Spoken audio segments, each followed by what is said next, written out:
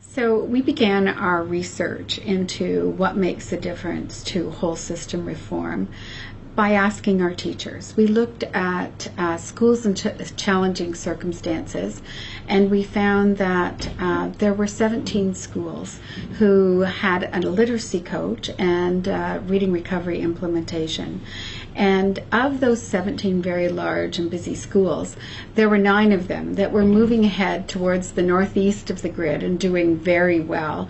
And we wanted to know, Michael Fullen and I wanted to know, what it was that the teachers and leaders in those schools were doing that other schools weren't and weren't doing so well, even though they were all in challenging circumstances.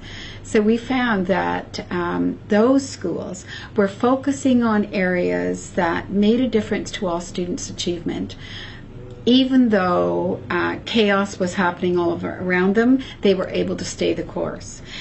So when I interviewed the teachers and the leaders, so the reading recovery teachers and the literacy coaches, the principals, vice principals, and teachers, special needs teachers, asked, what are you doing at this school that's making a difference for all students' achievement?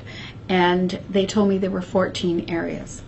Michael and I in our books have called these areas the 14 parameters, and we've looked at how we can move the parameters through modeled, shared, guided, and independent to really embrace interdependent practitioners.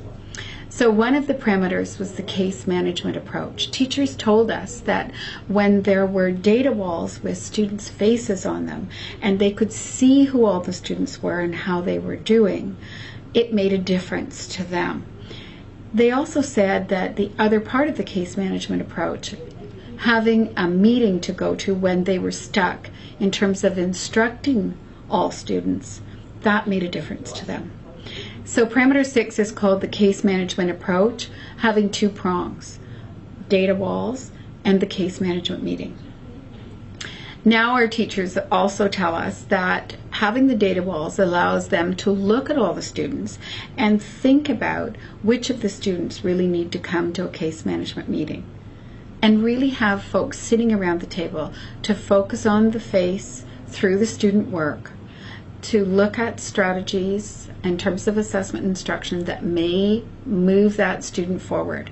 Teachers have an opportunity to listen to the recommendations and then come back in 2 to 3 weeks having tried these suggestions and let the team know how it's going, whether they need further assistance or not.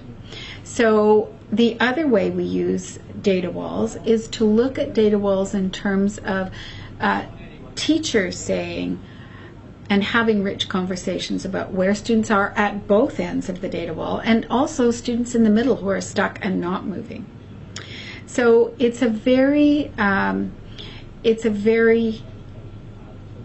excellent approach to recognize all the faces at the needs of the students and also the needs of the teachers.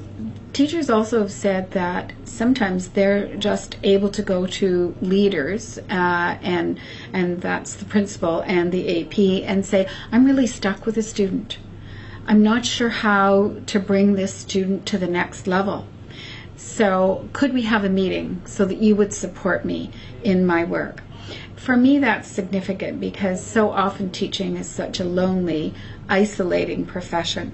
And it's when we collaborate in a structured approach that we make a difference for all of our students. We know our students and we care about all of them achieving right across our school, right across our diocese.